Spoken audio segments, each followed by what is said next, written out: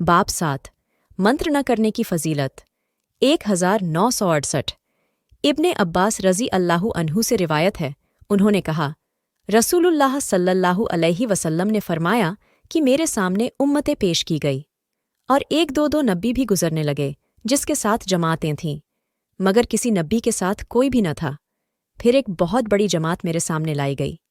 मैंने पूछा, यह किसकी उम्मत है? शायद मेरी ही उम्मत हो। मुझसे कहा गया कि यह मूसा अलैहिस्सलाम और उनकी उम्मत के लोग हैं। अलबत्ता आप आसमान के किनारे पर देखें। मैंने देखा कि एक बहुत बड़ी जमात ने आसमान के किनारे को घेर रखा है। फिर मुझसे कहा गया कि किनारे के इस तरफ देखो। मैंने देखा तो वाकई बहुत बड़ी जमात किनारे को घेरे हुए थी। फिर मुझसे कहा गया कि यह तुम्हारी उम्मत है और उनमें से 70,000 ऐसे हैं जो बिल्ला हिसाब जन्नत में दाखिल होंगे।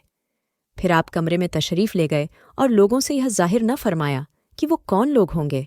अब सहाबाए किराम रज़ी अल्लाहु अन्हु ने आपस में गुफ्तगू शुरू की। कहने लगे, हम अल्लाह पर ईमान लाए हैं और उसके रसूल सल्लल्लाहु अलैहि वसल्लम की इताअत की है, इसलिए वो लोग हम होंगे या हमारी औलाद होगी जो हालत इस्लाम पर पैदा हुए हैं, क्योंकि हम तो ज़माना जाहिलियत की पैदाइश हैं। यह खबर रसूलुल्लाह सल्लल्लाहु अलैहि वसल्लम को पहुंची तो आप बाहर तशरीफ़ लाए और फरमाया, वो तो ऐसे लोग हैं जो न मंत्र करें और न किसी चीज़ को मनहूस ख्याल करें और न दाग दें, सिर्फ अपने अल्लाह पर भरोसा रखे। उक्काशा बिन मिहसन रज़ी अल्लाहु अन्हु ने कहा, ए अल्लाह के रसूल सल्लल्लाहु अलैहि वसल्लम, क्या मैं भी उनसे हूँ? आपने फरमाया, हाँ। फिर कोई दूसरा आदमी खड़ा हुआ और कहने लगा, मैं भी उनमें से हूँ। तो आपने फरमाया, उक्काशा रज़ी अल्लाहु अन्हु तुझसे आगे बढ़ चुका है। फ़ायदे रसूलुल्लाह सल्लल्लाहु अलैहि वसल्लम की उम्मत में सबसे पहले दाखिल होने वाले उन खुशकिस्मत हजरात की कुछ खासियतें ये हैं। 1.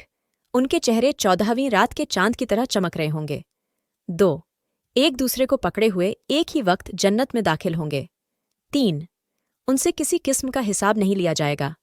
4. यह सब जन्नत बकिया के कब्रिस्तान से उठाए जाएंगे। 5. उनके हर 1000 के साथ और 70,000 अफराद शामिल रहमत होंगे।